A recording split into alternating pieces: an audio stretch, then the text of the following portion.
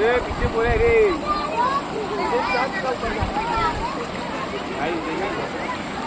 ये ट्रेन चला के राजी